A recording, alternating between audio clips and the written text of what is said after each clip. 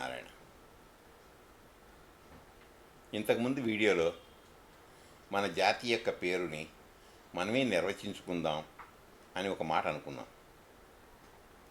నిజంగా మనకి అలాంటి వెసులుబాటు ఉందంటారా? ఉందంటే ఉంది, లేదంటే లేదు. మనం ఎలా అనుకుంటే అలాగా. మొత్తానికి మనం ఈ విషయంలో ఒకసారి ఆలోచించుకోవడం తప్పులేదు కదా. ఇప్పుడు నేను చెప్పే విషయాలన్నీ కేవలం మనలో మనం చర్చ చేసుకోవడానికే కానీ వేరే విధంగా ఉపయోగపడుతుందని నేను అనుకోను. మన దేశాన్ని హిందూ దేశం అంటారని, మనని హిందువులు అంటారని ఇంతకుముందు చెప్పుకున్నాం. ఈ విధంగా మనని ముస్లింలు పిలుస్తుంటే వచ్చిన క్రైస్తవులు మనని ఇండియా అని, ఇండియన్స్ అని వాళ్ళు వేరే పేరు పెట్టారు. మనం ఇంతకుముందు అనుకున్నట్లుగా మన జాతి సనాతనమైనది. దీనికి నిజంగా చెప్పాలంటే ఏ పేరు లేదు. ఈ దేశంలో ఉండేవారి పేరు ఈ దేశం యొక్క పేరు వల్లనే వచ్చింది. మన దేశాన్ని భరతుడు అనేటువంటి రాజు పరిపాలించాడు కాబట్టి దీన్ని భారతదేశం అని అన్నారు. మనలని భారతీయులు అన్నారు. ఈ దేశాన్ని మన యొక్క గ్రంథాల్లో నిర్వచించాలనుకున్నప్పుడు జంబూ ద్వీపే, భరతవర్షే, భరతఖండే అని మనకి ఒక నిర్వచనం ఇచ్చారు. ఇంతకుముందు చెప్పుకున్నట్లుగా ఇక్కడ ఆర్యులు ఉండేవారు కాబట్టి దీన్ని ఆర్యావర్తం అని కూడా అనేవారు. ఆర్యులు అంటే మనం చెప్పుకున్నాం కదా, వేదాలు పఠించేవాళ్ళు, వేదముల గురించి ఎరిగిన వాళ్ళు, వేద జ్ఞానముతో భగవంతుని యొక్క మార్గంలో ప్రయాణించే వాళ్ళని ఆర్యులు అంటారు. మనని ఆర్యులు అంటారు అని మనకి ఎలా తెలిసింది అంటే మనకి ఉన్నటువంటి ఆ పురాణాలు, ఇతిహాసాలు అవే చెప్పాలి మనకి. ఉదాహరణకి రామాయణంలో సీతమ్మవారి రావణాసురుడి వధ అయిన తర్వాత సీతమ్మవారిని విడిపించుకురావడానికి ఆజ్ఞ తీసుకుని హనుమంతుడు సీతమ్మవారి దగ్గరికి వెళ్ళి, అమ్మ, రావణాసురుడు మరణించాడు, నీకు విడుదలైంది, కానీ నాకు చిన్న విన్నపం, నువ్వు ఒక్కసారి అనుమతి కనుక ఇచ్చినట్లయితే ఇక్కడ ఉన్నటువంటి ఈ యొక్క రాక్షస స్త్రీలందరినీ కూడా చిత కొట్టేస్తాను, ఎందుకంటే వీళ్ళందరూ నేను చాలా ఇబ్బంది పెట్టారు అన్నాడు. దానికి సీతాదేవి, హనుమ, వీళ్ళందరూ వాళ్ళ రాజు చెప్పిన పనే కదా చేశారు, వాళ్ళ యొక్క ఉద్యోగ ధర్మంలో వాళ్ళు చేసిన దాంట్లోంచి మనం దోషమించడం ఎంతవరకు కరెక్టు? అయినా నీవు ఆర్యుడవే కదా, ఆర్యుడవై ఉండి ఇలాంటి అహితమైనటువంటి కోరికని నీవు ఎందుకు కోరుతున్నావు అని అడిగింది. అంటే ఆర్య అనేటువంటి మాట 1.5 కోట్ల సంవత్సరాల క్రితమే ఉన్నట్లుగా మనకు అర్థమవుతుంది. అలాగే మహాభారత యుద్ధ కాలంలో ఆ యుద్ధానికి వచ్చిన తర్వాత ఆ యుద్ధంలో తన యొక్క బంధుమిత్రాదులందరినీ చూసి అర్జునుడు కూడా చాలా బాధపడిపోయి, నేను ఈ యుద్ధం చేయలేను, ఈ యొక్క బంధుమిత్రాదులని చంపడం కోసం ఈ యుద్ధం చేయడం అనేది నాకు అన్యాయంగా తోస్తోంది అని చాలా బాధపడుతూ అర్జున విషాద యోగం అని ఓ పెద్ద యోగమే భగవద్గీతలో ఉంది. దానికి సాంఖ్యయోగంలో శ్రీకృష్ణుడు ఒక ప్రశ్న వేస్తాడు, ఏమయ్యా, నీవు ఆర్యుడవే కదా, ఇలాంటి భావంలోకి వెళ్ళి ఇలాంటి పిరికి ఆలోచన తెచ్చుకుంటున్నావేమిటి అని అడుగుతాడు. ఇది అనార్యజుష్టం అంటాడు, ఇది అనార్యులకు వచ్చేటువంటి ఆలోచన కదా. అంటే ఆర్యులైన వాళ్ళు ఎప్పుడూ కూడా సరైనటువంటి ఆలోచనలు కలిగింది ఆ భగవన్ మార్గంలో ఉంటారు తప్ప ఈ ఐహికమైనటువంటి ఈ యొక్క సాంసారికమైనటువంటి ఆలోచనలలో ఉండరు. ఏదైనా ఉన్నా కానీ అందరి మేలు కోసం ఆలోచిస్తారు తప్ప తమ యొక్క కర్తవ్యం నుంచి విముఖుడవ్వడానికి వాళ్ళు ఆలోచించరు అని చెప్పడమే అక్కడ ఉద్దేశం. అంటే ఈ ఆర్య శబ్దము మనకి మహాభారత కాలంలో కూడా వినపడుతుంది. ఈ విధంగా మన వేదాలు, మన యొక్క ఉపనిషత్తులు, మన యొక్క పురాణాలు, ఇతిహాసాలు ఇవన్నీ చెబుతుంటే బయట నుంచి ఎవడో ఆర్యుడు వచ్చి మనల్ని దక్షిణం వైపుకు తరిమేశాడు, వాళ్ళు ద్రవిడులు అయ్యారు అని చెబుతుంటే ఇలాంటి చరిత్రను మనం ఎలా నమ్మగలం? ఈ దేశంలో ఎప్పుడు చూసినా ఈ ఆర్యావర్తం అంతా తూర్పు, పడమర, దక్షిణము, ఆ, ఈ అన్ని దిక్కుల్లోనూ వేదాలు చదివిన వాళ్ళే ఉండేవారు అన్నది జగమెరిగిన సత్యం. అందుకని నాకు అనిపిస్తుంది మన జాతికి మనమే ఒక మంచి పేరు పెట్టుకుంటే బాగుంటుంది. వీళ్ళు చెప్పేటువంటి ఆ హిందూ మతము, హిందూ దేశము, ఇండియన్ ఇలాంటి పేర్లు మనకు అక్కర్లేదు. ఏ పేరు పెట్టుకుంటే బాగుంటుంది అని ఆలోచిస్తే నాకు బాగా అనిపించిన పేరు మనది వేద జాతి. వేదమే ఒక మార్గదర్శనముగా, ఒక జీవన విధానంగా ఉన్నటువంటి జాతి ఇది. కాబట్టి దీన్ని వేదజాతి అంటే బాగుంటుందని నాకు అనిపిస్తుంది. మనము వేదాల్ని గౌరవిస్తాం, పాటిస్తాం. సాధారణంగా ఒక మతం అన్నది చెప్పుకోవాలి అంటే దానికి ఒక గ్రంథం ఉండాలి, దానికి ఒక ఆచార్యుడు ఉండాలి, దానికి ఒక భగవంతుడు ఉండాలి. సో మనది ఎప్పుడైతే వేదజాతి అని అంటున్నామో మన యొక్క గ్రంథం వేదమే అవుతుంది. ఇక రెండవది ఆచార్యుడు. ఆచార్యుడు ఎవరు అన్న విషయంలో మనకి ఒక మాట లేదు. మనం అందరం ఈ ఫలానా వాడు మన ఆచార్యుడు అని చెప్పుకోవడానికి మనకి ఎటువంటి అవకాశము లేదు. ఎందుకంటే ప్రతి వాళ్ళకి వాళ్ళ వాళ్ళ ఆచార్యులు ఉన్నారు. మనకి వేదము ఆధారముగా మనకి జ్ఞానబోధ చేసినటువంటి ఆచార్యుల్లో మొట్టమొదటివాడు శంకర భగవత్పాదుల వారు, రెండవ వారు భగవద్ రామానుజులు, మూడవ వారు శ్రీ మధ్వాచార్యుల వారు. వీళ్ళు ముగ్గురు కూడా ఈ యొక్క వేద ఆధారంగానే మన యొక్క సంస్కృతిని నిలబెట్టారు. వీళ్ళు ముగ్గురు కూడా భగవంతుణ్ణి ప్రతిపాదించడానికి వేదాన్ని ఆధారం చేసుకుని చెప్పారు. నిజానికి వీళ్ళెవరు వేదాన్ని రచించిన వాళ్ళు కాదు, ఆ వేదంలో ఉన్నటువంటి విషయాలను అర్థం చేసుకుని మనకి అందించిన వాళ్ళే వీళ్ళు. ఎందుకంటే మన వేదాలని అపౌరుషేయాలు అంటారు. అపౌరుషేయాలు అంటే ఒక పురుషుని చేత రచించబడినవి కావు. ఇవి కేవలము భగవంతుడి యొక్క పనుపున, భగవంతుడి యొక్క జ్ఞానము నుండి మనకు అందినటువంటి గ్రంథాలు ఇవి.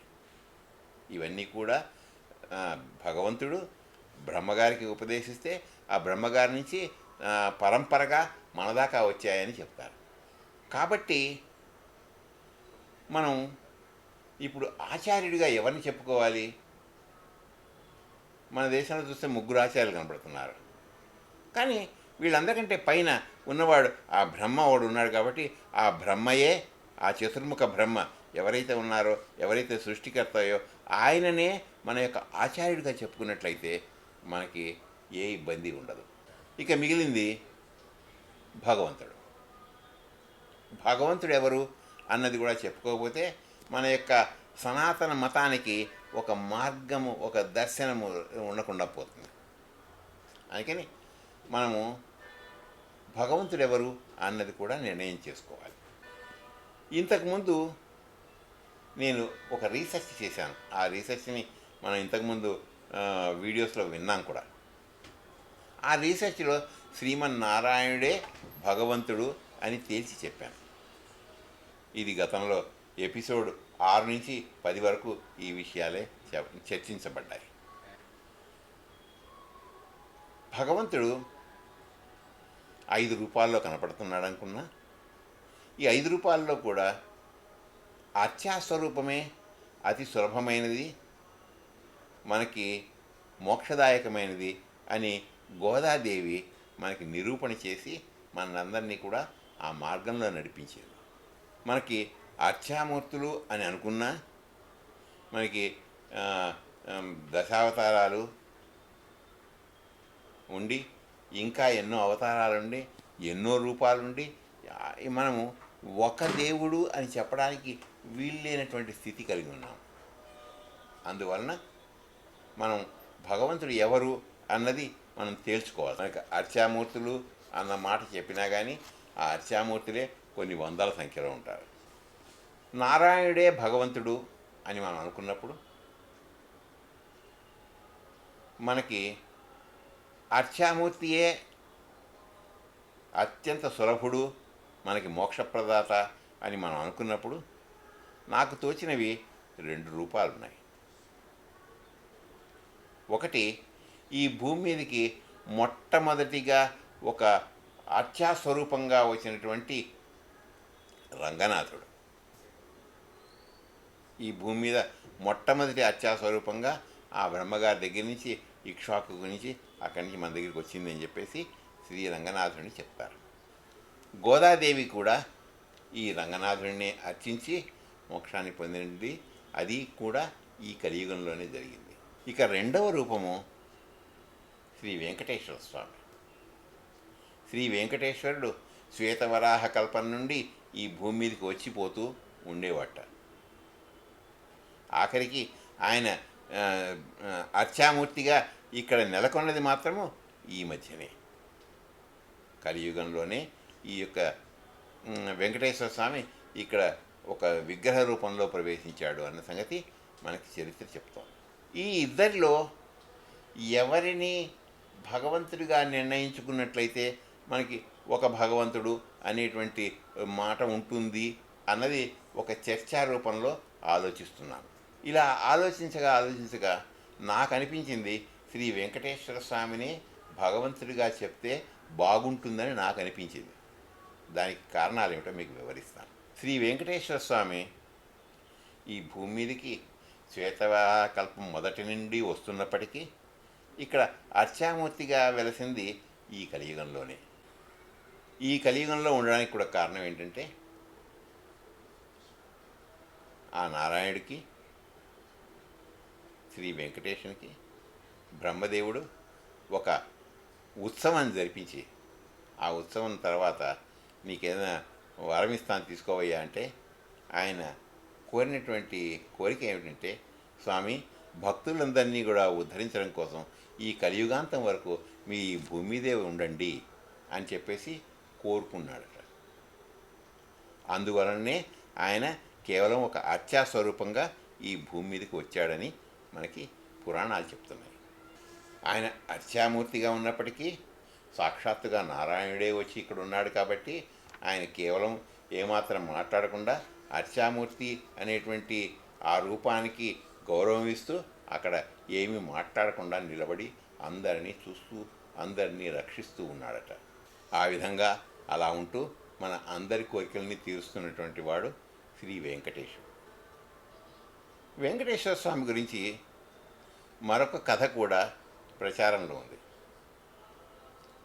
ఈ భూమి మీదకి వచ్చినటువంటి వెంకటేశుడు పద్మావతి అమ్మవారిని చూసి మోహించి ఆవిడని వివాహం చేసుకుంటే, ఆ వివాహం చేసుకున్నటువంటి విషయం తెలిసి కొల్హాపురంలో ఉన్నటువంటి శ్రీ లక్ష్మీదేవి అక్కడికి వచ్చి ఆ పద్మావతి దేవిని వెంకటేశ్వర స్వామిని ఇద్దరినీ చూసి వాళ్ళిద్దరూ తనకి మోసం చేసి కళ్యాణం చేసుకున్నారనేటువంటి కోపంతో వాళ్ళతో కలహించింది.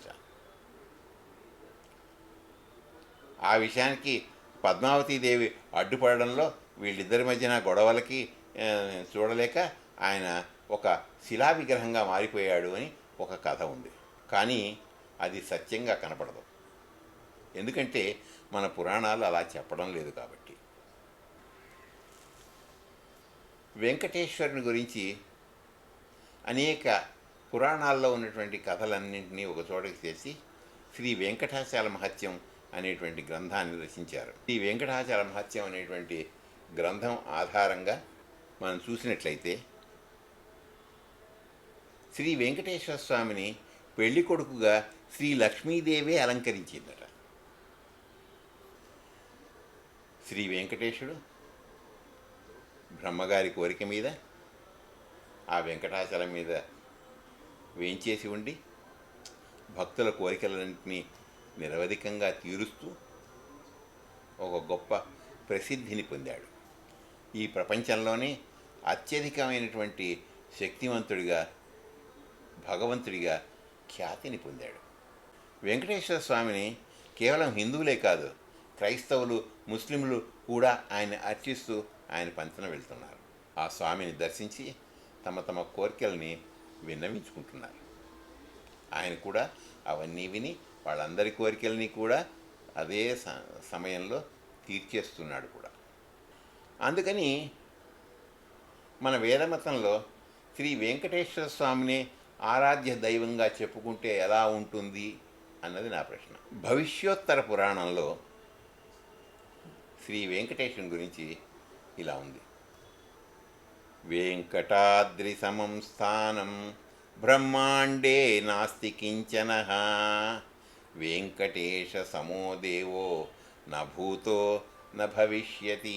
దీని అర్థం ఏమిటంటే, వెంకటాద్రికి సమమైనటువంటి స్థానం ఈ లోకంలో కాదుట, ఈ బ్రహ్మాండంలోనే లేదుట. వెంకటేశ్వర స్వామికి సమమైన దైవము ఈ యొక్క భూతకాలంలో కానీ భవిష్యత్ కాలంలో కానీ అలాంటి భగవంతుడే రాడు అని చెప్పేసి భవిష్యోత్తర పురాణం చెప్తోంది. అందువలన ఈ భూమి మీద ఆ వెంకటేశ్వరుడు ఉన్నటువంటి ఆ తిరుమల కొండ వంటి అద్భుతమైనటువంటి స్థానము లేదు, బ్రహ్మాండములోనే లేదు. వెంకటేశ్వరుని వంటి భగవంతుడు ఎక్కడా లేడు అని మనకి పురాణాలన్నీ చెప్తున్నాయి. కాబట్టి మనము వెంకటేశ్వరుణ్ణే భగవంతుడిగా ఎన్నుకుంటే బాగుంటుందేమో అని నా ఆలోచన. బ్రహ్మాండంలో కూడా ఇలాంటి ప్రదేశం లేదు అంటే మనకి బ్రహ్మలోకము, ఆ లోపుగా ఉన్నటువంటి స్వర్గలోకాలు ఏవి కూడా ఈ యొక్క తిరుమల కొండతోటి సమానమైనటువంటి స్థానము కావుట. వెంకటేశ్వర స్వామికి సమమైన దైవము గతకాలంలో ఎవరూ రాలేదు, ఇక ముందు ఎవరూ రారు అని స్పష్టంగా మన యొక్క పురాణాలు చెప్తుంటే ఈ విషయాన్ని మనం అంగీకరించడమే బాగుంటుందని నా ఉద్దేశం. భవిష్యోత్తర పురాణంలో మరొక విషయం కూడా ఉంది. బ్రహ్మదేవుడు వెంకటేశ్వరుడితో ఇలా చెప్పాట, స్వామి, నేను నీకు కొడుకుని, రుద్రుడు నీకు మనవడు, కుమారస్వామి నీకు మునిమనవడు, మన్మధుడు, వాయువు అందరూ కూడా నీ యొక్క సంతానమే, సరస్వతి మొదలైన స్త్రీలందరూ నీకు పరిచారికలే, లోకమాత అయినటువంటి లక్ష్మీదేవి నీకు ఇల్లాలు. ఈ వివరాలన్నీ చూస్తూ ఉంటే మనకి శ్రీ వెంకటేశ్వరుణ్ణి భగవంతుడిగా నిర్ణయించుకోవడంలో తప్పేమీ లేదని అనిపిస్తోంది. జై శ్రీమన్నారాయణ.